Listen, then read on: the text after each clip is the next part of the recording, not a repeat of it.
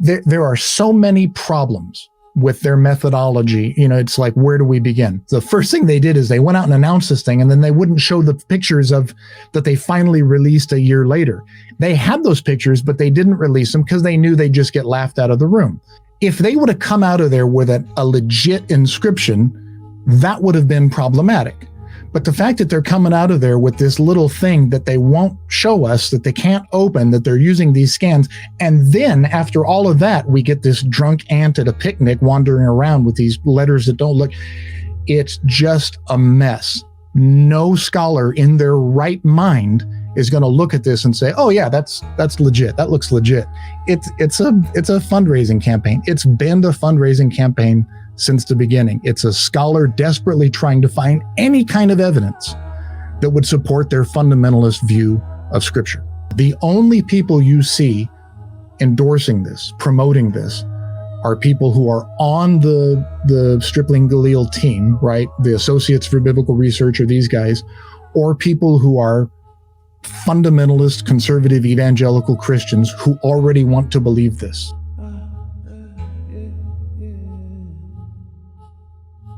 Welcome back to MythVision Podcast. I'm your host, Derek Lambert. I have a special guest. I'm shocked we haven't had him on yet on the channel, and that is Dr. Robert Cargill. Welcome back to MythVision. Actually, not back. Welcome to MythVision for your first time. Happy to be here, Derek. Thanks for having me. Thank you.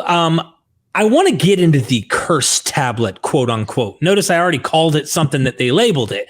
What the heck is going on here? So I noticed that you had a YouTube channel, and I've noticed it for some time, but you did a video about this topic. It is in the description. Go watch it if you want to see a more exhaustive approach where you're looking close at the drawings and some of the stuff. And you're highly skeptical. So to tease our audience before we introduce you, is that you need to watch his YouTube channel. You need to check out that video for sure. Can you introduce us to MythVision's audience and allow us to know your background, your expertise, and maybe what we're going to get into today? Sure. My name is Robert Cargill. I'm Associate Professor of Classics and Biblical Studies at the University of Iowa, so go Hawks.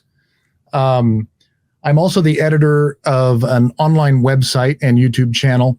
The website is Bible and Archaeology.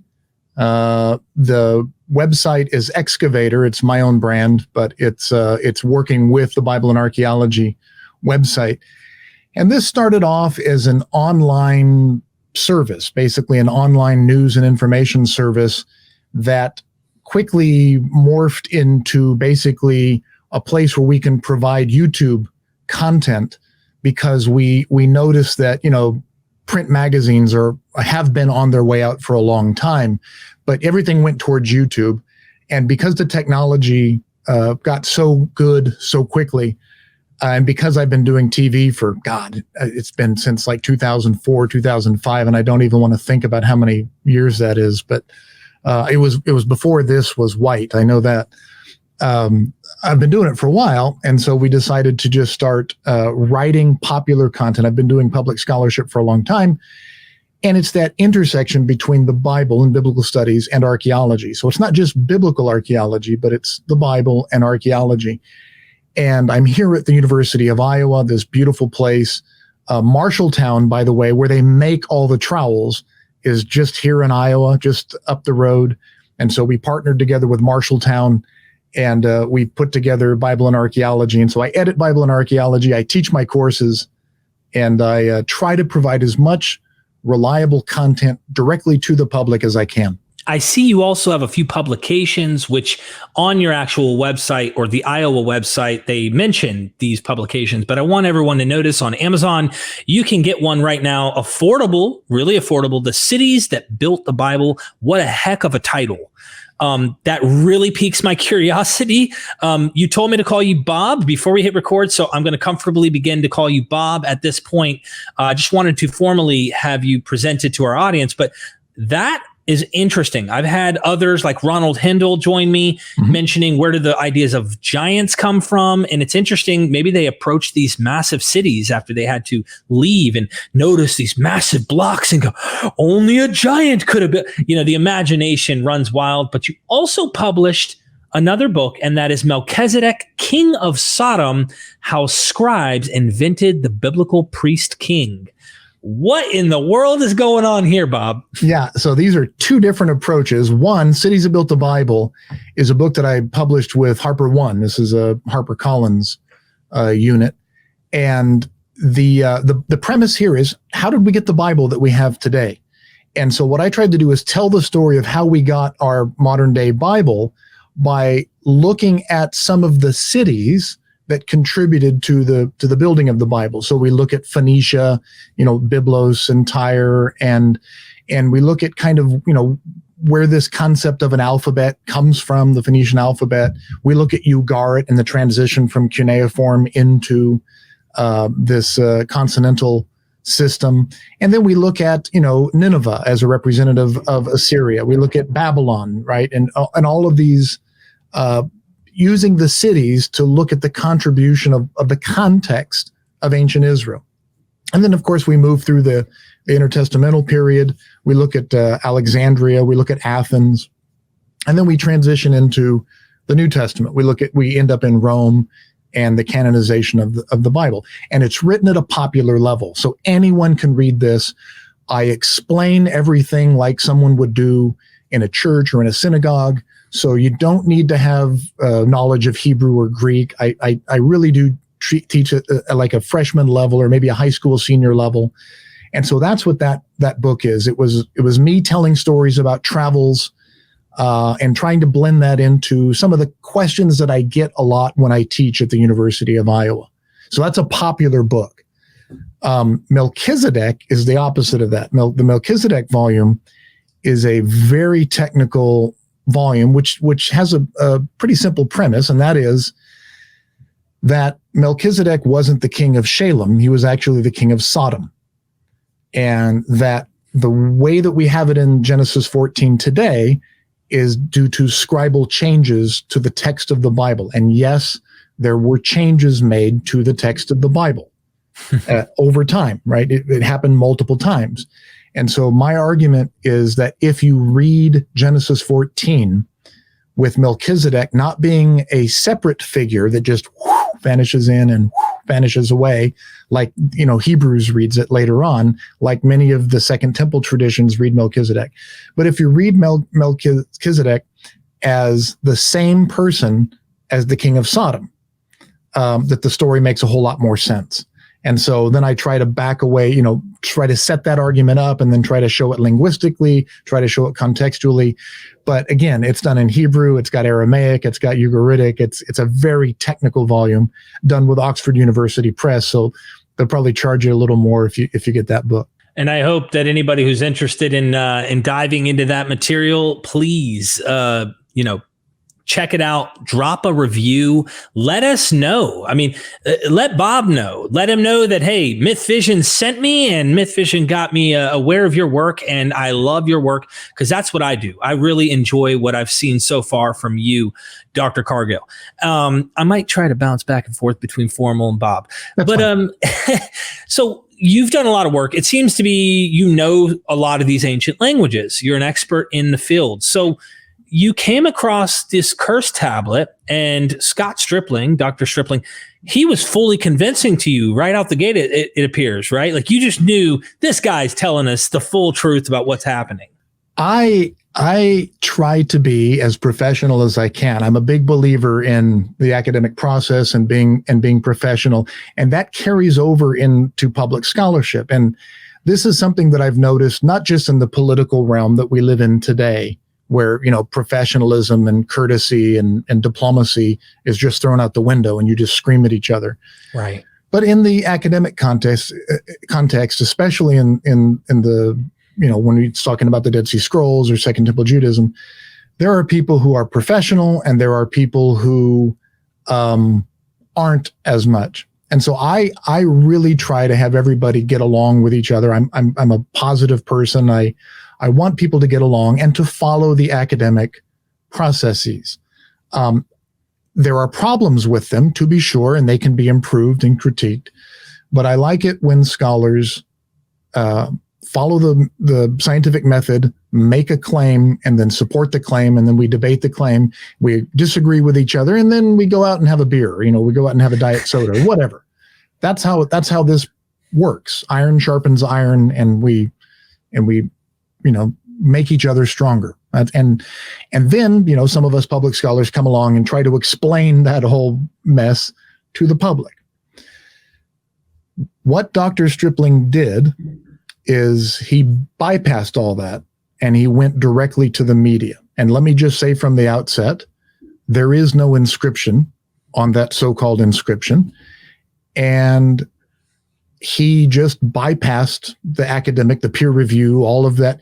And he just held a press conference and he went directly to the public, knowing that this was going to help him raise funds, which is not illegal. That's legal. Nothing he's done is illegal, to my knowledge.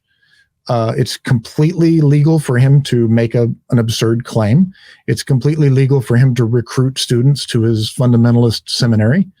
That's legal. This is everything he's doing is legal. So let's just put that out there. But it's not good scholarship. Let's just say it that way. And so I don't call him names. I don't call, it's Dr. Stripling all the time, Dr. Galil, his partner in this, but it's been an absurd claim since the beginning. And this is why you won't see any legitimate publications, academic publications, publishing this thing. Academic publications do not publish unprovenanced artifacts, and that's what this is. It's a 2-centimeter piece of lead that's been sitting in a dump pile for 40 years. It's unprovenanced. And all of the academic publications have gotten together and said, we don't publish this. All the museums don't display these things. And he knows that. And so he had to bypass all that and hold a press conference. And from the outset, this has been a media campaign. It's been designed to raise money. It's been designed to recruit students to his digs, to his seminary. And so I think it's important that public scholars, not just me, there are several of us on Twitter, on Instagram, on YouTube, that are trying to basically say, we know that academic publications are never going to address this. So we need to take up, it's been a media campaign, we'll deal with it in the media. And that's what we're doing.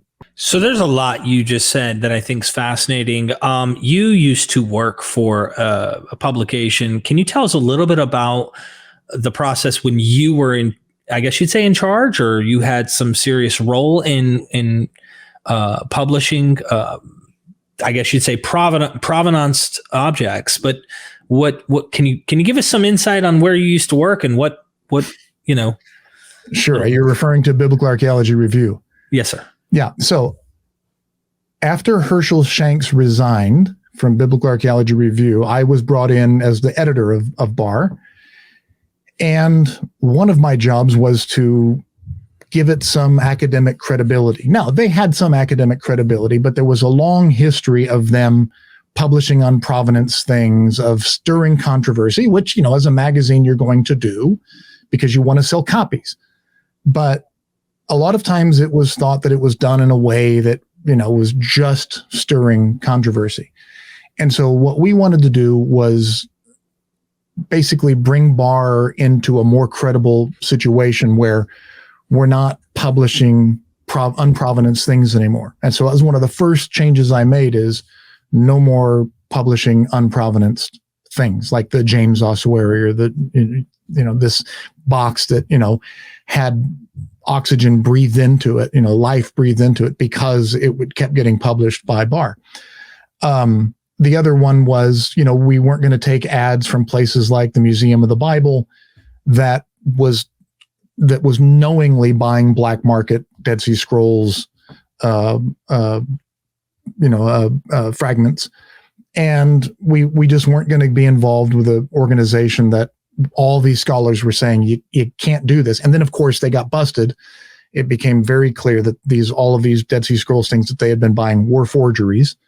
And, that was embarrassing. And they had to admit that. And then they had to send back all these other looted things that they had purchased. And we didn't want to take ads from them, and we didn't want to publish unprovenance things. And so for the 3-something years that I was editor, we didn't do that.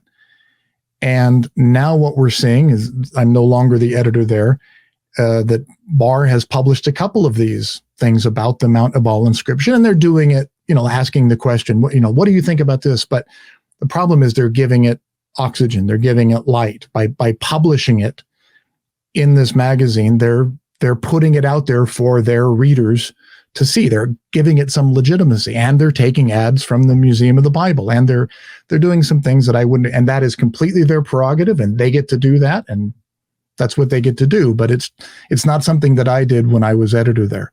And again, the reasons for that is you want to promote public scholarship, and you want to do it in a responsible way. And I understand that academic world is different from the public world. I've been doing this for 20 years.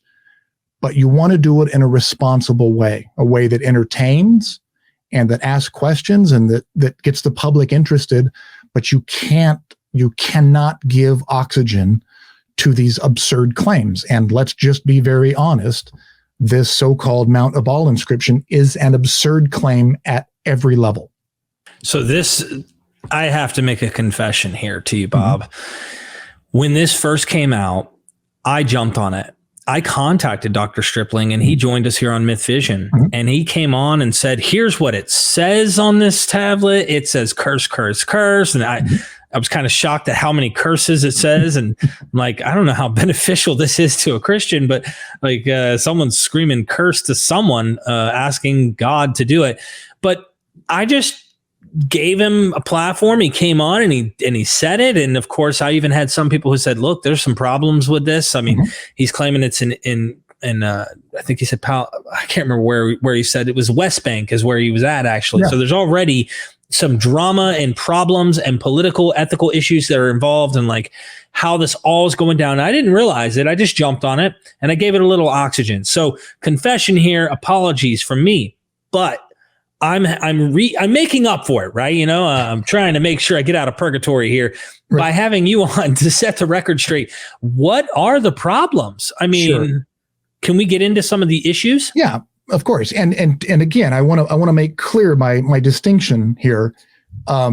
When a YouTube, when a podcast, when we're dealing with it in the public media, I think that's where it needs to be dealt with. I've made 4 videos about this Mount Ebal inscription, lengthy ones, and that's where this needs to be dealt with. It needs to be dealt with in social media. It should not be dealt with in any kind of academic print media because it didn't follow any of the academic rules, and it's an unprovenanced object.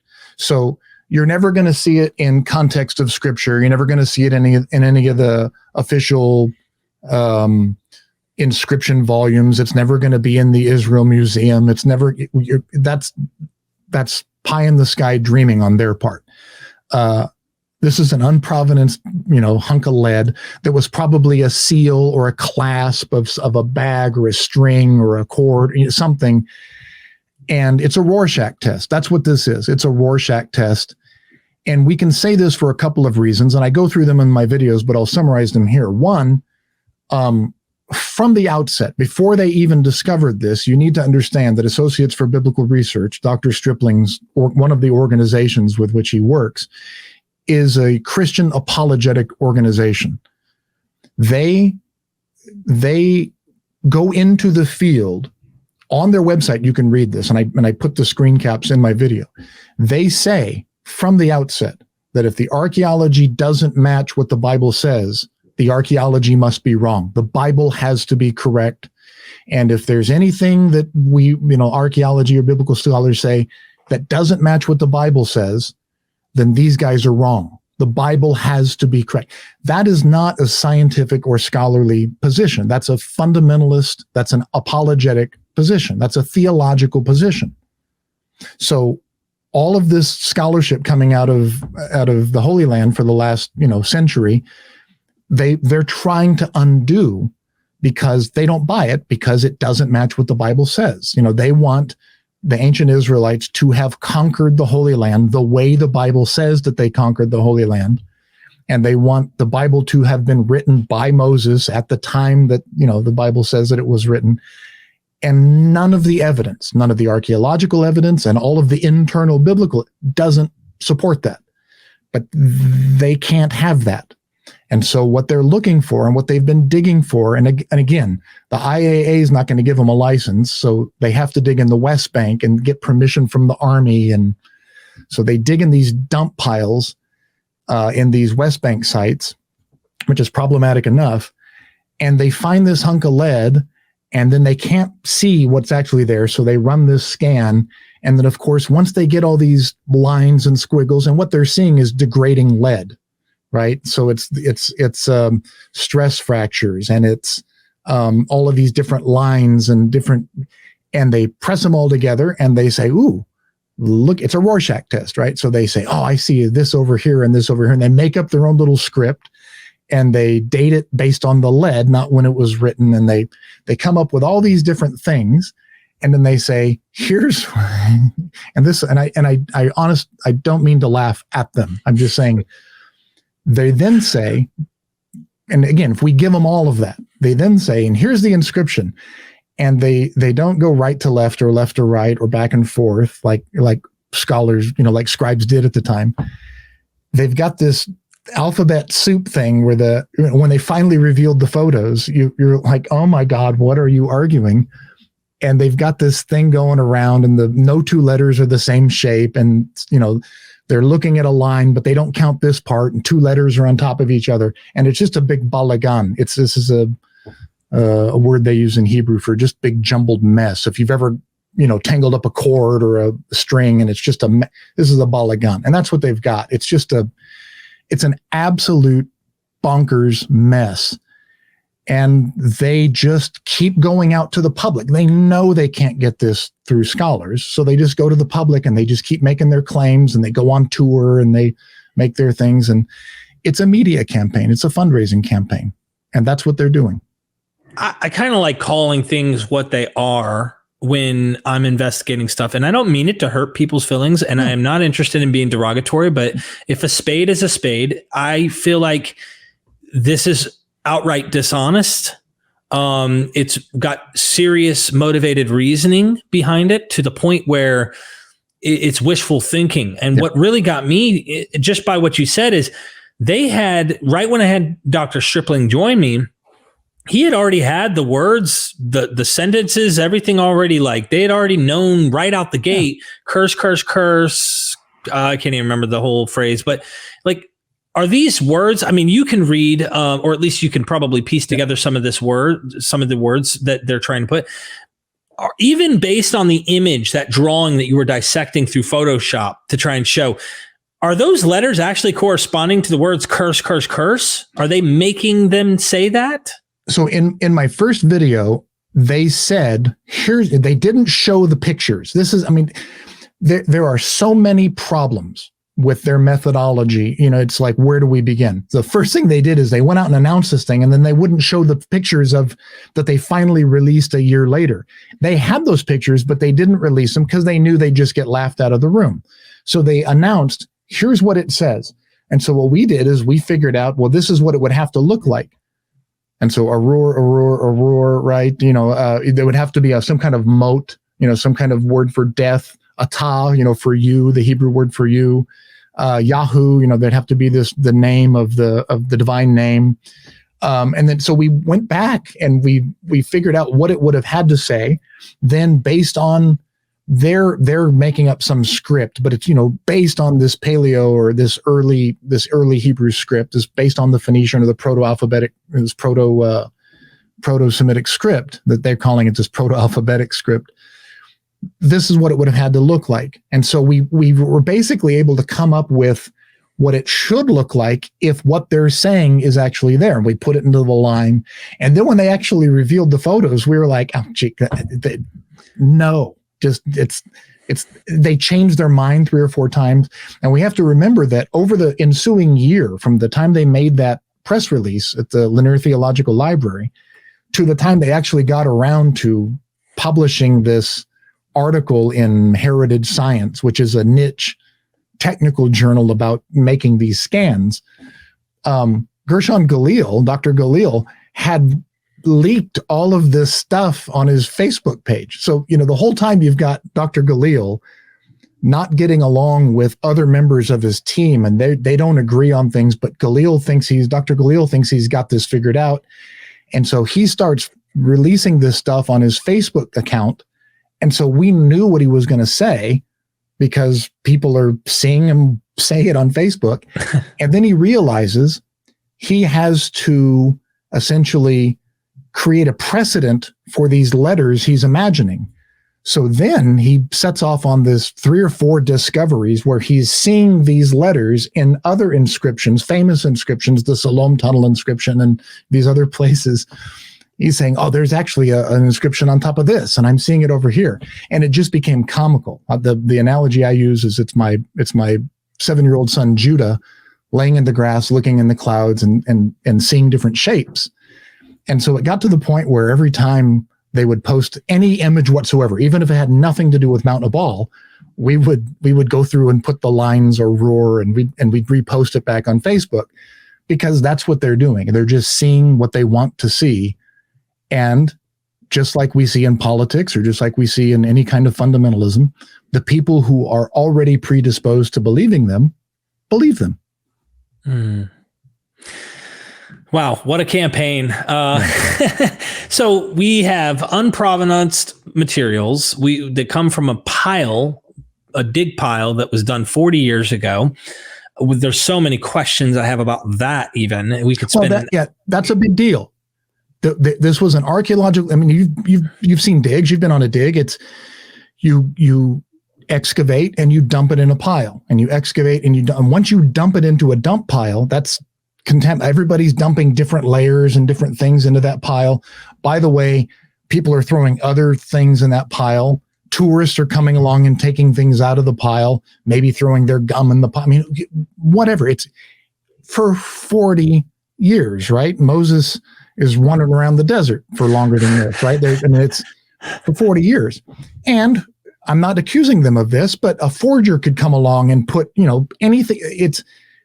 It's a contaminated site. And so they can wet sift that thing all they want. If they would have come out of there with a legit inscription, that would have been problematic.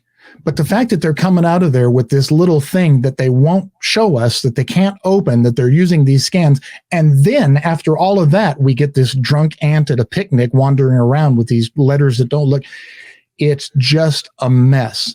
No scholar in their right mind is going to look at this and say, oh yeah, that's legit. That looks legit. It's a fundraising campaign. It's been a fundraising campaign since the beginning. It's a scholar desperately trying to find any kind of evidence that would support their fundamentalist view of Scripture. That's all this is. That's all it's ever been. That's exactly what I noticed when he was interviewed on Sean McDowell's YouTube channel. Yeah. He was asked the question, so what does this mean, Dr. Stripling? Right.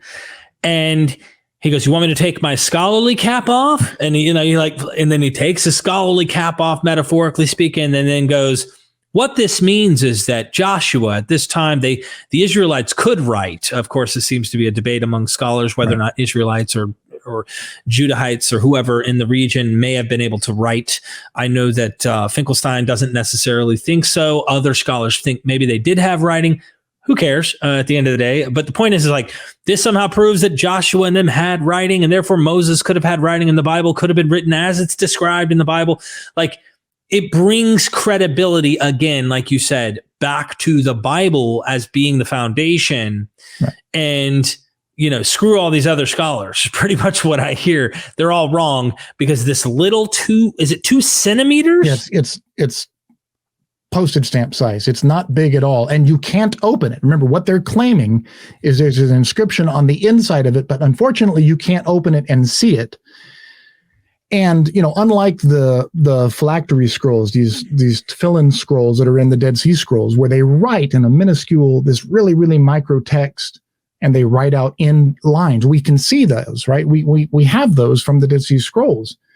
These guys are supposedly writing at this size on lead. So that means they're using a stylus and carving it. And of course, it's absurd. There are no letters there.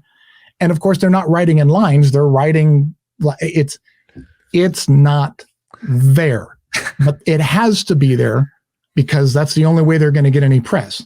So I want to take your best guess, because we're guessing. We don't have the object. We don't even have the images like we'd like that they haven't really put out. I've heard through the grapevine, Dr. Gad Barnea actually said that you may have thought, and it's just a guess, that it might be this little clamp or clasp or something for string, like you mentioned. But there's even a debate on whether or not this is really as old as they claim, because they want it as old. I thought I overheard Dr. Stripling say 15th century BC. Right. Now, I've also heard it could be Roman era, and that this lead, we have the region where lead would have been excavated. And so can you get us in, can you get us into this whole argument here? Like, take us closer into what is this thing? And and this is an old debate over, we've sourced the lead to this place here, but again, it's also, where you make paper, where if you find the source of something and we say, okay, this dates to this century, that doesn't necessarily mean that the lead wasn't brought, on a ship from over there to the Holy Land, right, over into Canaan. And then it's there for a long time, reused, and then at a later date was used for something else, right? I know the individual. I'm not gonna say names, but I know the individual that they are citing as saying that it's this old person. Again, I'm curious to see what this individual actually, the scholar, legit scholar, good scholar, digs in Israel. One of my grad students is actually digging with them now. I'm curious to see what they actually come down with, because they keep saying, oh, and when we get this person's final report. Yeah, you notice that they don't have that yet. This notion that just because this metal came from a place where the ions and it looks like it comes from this source over here, and this definitely comes from this age. That's great. Raw materials aside, defixios usually come from a later date. They exist. In fact, one of the people on the publication team wrote a book about these things. But if you look at the book and the defixios in the book, they're all from a much, much later period. If you look at the scans that some of the people on this team have made, they're from a much later and a much more easily legible period. And that's my point. They have all these academic people who are proficient in making these scans, and that's what they did. There's some of these people made the scans and did the technology. Good, great job. And then you've got Dr. Stripling and Dr. Galil who say, and here's what the letters are and what they say. And I'm willing to bet the money in my wallet that the people who made the scans weren't in on determining the letters and the interpretation. They're not philologists of Semitic language. They're not archaeologists of the Holy Land. So I think you have a team that's making the scans, and then you have Dr. Galil and Stripling trying to offer this interpretation. But they put all of the names up there at the top of the publication because they're trying to leverage the credibility of this niche technical journal onto all of their claims, including the interpretation of these letters that aren't actually letters, so that they can say, see, we published in a peer-reviewed journal, it made it through peer review, see, scholars actually agree with us. No, we don't. No legitimate scholar in philology or biblical studies or archaeology agrees with you. Nobody does. So this lead, if I'm not mistaken, just like silver, just like gold, can be melted down and reused several times. Is this not the case? Yeah, it's lead. It's malleable, right? It's very soft. And it degrades, right? We know that it degrades. And so you use it. Apparently it's incredibly fragile because they can't open it. It's degraded lead. They admit this. That's why they can't open it. And so they're taking these scans and they're seeing, and in one of my videos, I actually take some of their own scans. Again, I use their own published material, and I show, you can see the shadows, you can see the contours, you can see the cracks, you can see the puncture marks. And sometimes they see these as letters and sometimes they don't. And the arbitrary nature of everything they do, plus the random, line of where the letters are, everything about this is just, let's say it in a kind way, doesn't follow any legitimate academic standard. And it's why scholars are just rejecting this out of hand. The only people you see endorsing this, promoting this, are people who are on the Stripling Galil team, right? The Associates for Biblical Research, or these guys, or people who are fundamentalist, conservative, evangelical Christians who already want to believe this. They are looking for evidence like these guys are. Oh, I want to believe. That's why we made this meme of, from the X-Files. I want to believe, and we have the thing. It's they have every right to do it. It's not illegal to say absurd things and to make false, or to make, let's say, it's not illegal to make claims that cannot be substantiated. They have every right to do that. I just feel bad for the people who aren't trained in archaeology, who are just being duped, by this media campaign. This is a little not on the scholarly path necessarily, but it's more of like an objective claim of mine, and I'd like to get your personal opinion. Mm-hmm. And that is, for people who claim, and I used to be this way, I think I was just as fundamentalist evangelical. I'd have probably bought this back 12, 13 years ago. Mm-hmm. For people who claim to be following the truth, mm-hmm. this does not seem to be following that kind of path. Yeah, and this is where cognitive dissonance comes into play. And I hate to use big words without explaining them, so I want to explain this. I was raised, and there's no secret about this. I talk about this a lot with my audience. I was raised as what we could say now is a fundamentalist Christian. I was raised as a conservative, confessional person in the Churches of Christ. I don't know if you're familiar with the Churches of Christ, mm-hmm. the conservative ones, and these were good people. They loved me. I loved them. It was a good community. Loved my parents. They raised me with what they knew, and I was a good kid. And so all that is the disclaimer. But it was a conservative understanding of the Bible. If the Bible said it, I believe it. That settles it. I understand where Dr. Stripling is coming from. I lived in that world. I then went to seminary and did the typical things that you do when you go to seminary. You start asking questions and you don't get the answers you like. And why does that say this? And I had the time to learn my way out of that conservative understanding.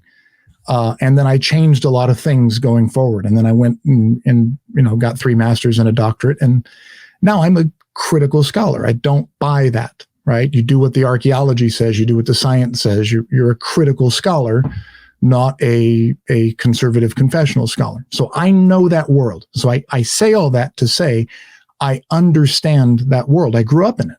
I grew up in that world. There's a cognitive dissonance that says everything that I know and that I believe, and it's not just a belief, it's part of your identity, right? I need to believe this thing over here because it's who I am. It's what I believe. I believe in God. I believe in, my political party. I believe in my family. It's all woven together. And then you're faced with information. The earth is not flat, right? Or you're given some other information. And then you have to try to reconcile 2 irreconcilable things. And some people are able to do this for a long time. Some people just do it for the rest of their lives. And we call it cognitive dissonance. They just learn to balance and wrestle with these 2 irreconcilable things. And for other people, there comes a point where they have to make a decision. And I think a lot of people who are in the conservative, confessional, evangelical, fundamentalist even camp of Christianity see things like this and they go, oh, this is a faithful Christian man. I'm going to believe it. See, finally, we found this evidence. And then when a bunch of, liberal scholars, liberal academics come in and poo-poo it, right, and just dismiss it, they want to lash out and get mad at those guys because, well, they're just they hate Jesus, right? They hate, but deep down inside, they're like, I wonder if this thing is really legit. And that's why I think it's important to go directly to the public and to say, I'm not calling names. I'm not trying to make fun. I know your world. I know how you feel. I felt the same way. Let me tell you what I found. That there's a way of looking at these things. And I like to point out the archaeological discoveries that corroborate the Bible every chance I get. There are lots of them. There are lots of people doing archaeology in Israel that are discovering things that corroborate, that prove, let's say, or support the claims made in the Bible. And then there are others that don't. And that's what I like to do, is point out the ones that don't, point out the ones that do, and we have this discussion. This is one of those discoveries that has no business being out there. There's nothing to this Mount Ebal discovery. It's complete bunk. There's nothing there. This is a PR campaign, and the only way that you're going to expose it is to continue to shed light on it, to do what you're doing. To do what you're doing is to talk to scholars who are showing a different opinion, who actually know that world, and who can say, I know what you want to believe. I want to believe it too. Man, I want this thing to be real. I really do, but it's not. It's just not. So to get into the psychology here, if tomorrow we did find some 1,000-year-old 1,000 BCE, 1,200 BCE inscription that had the name Yahoo, you would be giddy as all get out. You'd be like, oh my goodness, here's the name of the God, of course, again, and here we found it in this region. It might uplift what we've had about our ideas of where Yahweh comes from. I mean, there's a lot of stuff that we're trying to discover. There's still a huge mystery on ultimately knowing. I know that there's debates, is my point, on where Yahweh comes from. Is this a Midianite deity that kind of is nomadic that what if we found this inscription of this Yahweh somewhere north or something, like, whoa, what happened? You know what I mean? You're saying that would be exciting to you, but the way this has all gone down is just kind of guilty looking, in a way of not fairly doing this the right way. Correct. I would not only welcome such a discovery, I would make videos about it. I would championing it. I would try to get interviews with the people. These are my colleagues, right? I'm a tenured professor at an R1 research institution, right? I know all these guys. I know the people out there digging. I've visited their sites. Some of them I've dug with, right? If they found something like that, I'd want to be interviewing them. I'd want to promote them, right? I would want my former publication, Biblical Archaeology Review, they'd be publishing them, right? All of the newspapers in Israel, Haaretz and the Times of Israel and J-Post, they would be I would want that, right? If it's done properly. We want legitimate discoveries, especially the ones that corroborate the stuff that's the Bible's claiming. I love that stuff. So it's not that we're just trying to prove that the Bible is not true, blah, blah. It's not that at all. I want legitimate discoveries that shed light on the world of the Bible. We all want that. What we don't want are false claims. What we don't want are spurious claims and bad methodology. And that's what you've got with this Mount Ebal inscription. Again, look at who's supporting it. And look at who's either saying nothing or look at who's talking against it. The only people who are supporting it are people in that confessional fundamentalist camp. That's the only people. Everyone else is trying to get some information about it or learn about it out in the open media. You're not seeing you're not going to see a discussion about this at SBL at the national conference, and ASOR is not going to host a thing on the Mount Ebal inscription. It's not a legitimate find. It's just not. And people just need to understand that. Bob, I feel like we've covered it. I don't know. There's probably several things you could discuss about it. Mm-hmm. Is there anything that comes to mind that you absolutely should get off your chest about this inscription? No, I made 4 videos about it. You can, if you go over to the Excavator YouTube site, you're welcome to go through them. I mean, on one of them, I just take their picture, the rendering, and I take their scan and I just superimpose them. And I just say, I keep looking at the camera going, look at this. They don't even, their drawing doesn't even match their own scan. They're just making this up. And again, I'm not saying that to make fun of them. I'm not mocking them. I'm not trying to. It's just when you go public with this stuff and you haven't run it through peer review and you haven't asked other scholars, hey, let's put it this way. When I come up with an idea, right? When I come up with hey, I think this is a legit thing. I think I want First thing I do is I bring in my grad students and I say, tell me why I'm wrong. Blow this up. Tell me why I'm wrong. Then I go to my colleagues that I trust, my closest confidants, and I say, why is this bad? Why is this wrong? I need you to shut me down. I need you to blow this up. And then if I can't, then I'll propose a paper. Then I'll go to all the scholars at the national conference and I'll say, here's my idea. And I'll get the questions from the people who do not like me, right? Or who don't like, angle I'm taking. And I'll get some feedback. And then I'll try to publish this as an article. And then I'll get the feedback from the article. That's the proper approach. You want to go at this negatively. Very careful, very methodically. What you don't do is have some claim that you think fits your theological predisposition and then go straight to the media so that you can sell tickets and you can recruit people to your seminary and recruit people to come dig with you. And then you have this happen where, scholars are just shaking their heads or not responding to you at all. And you just get, basically laughed out of the room, in this case, out of YouTube. I really appreciate your time today and sharing this. Everyone who's watching, do yourself a favor and MythVision, go subscribe to Dr. Cargill's YouTube channel. It is in the description. Check out his website, subscribe to the website. I just did this morning so that I could be notified newsletter of anything that comes up. Is there anything you're working on right now that you can give us a sneak peek? I have the Bible and Archaeology website, which we're trying to continue to write. We're trying to put out a new online course based on my book, Cities of the Bible. I teach that course at Iowa, but we're going to make this available to the public coming this fall. I have a couple of shows coming out this summer, one on Netflix on holy relics, which ought to be fun. You can take a guess at which position, whether I believe in the relics and their power or whether I'm kind of the debunker. And then I'm on a bunch of more episodes of History's Greatest Mysteries on the History Channel. I seriously appreciate your time.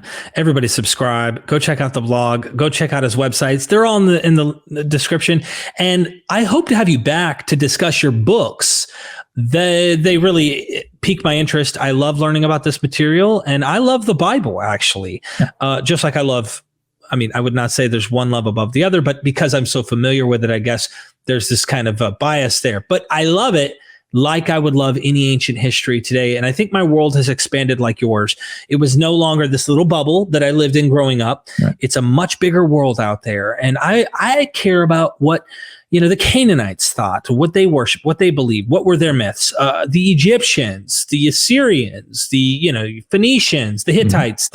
I'm curious to know all of these things because it's no longer, in my view, this is the one true only thing. It's like, hold on. This is a human experience.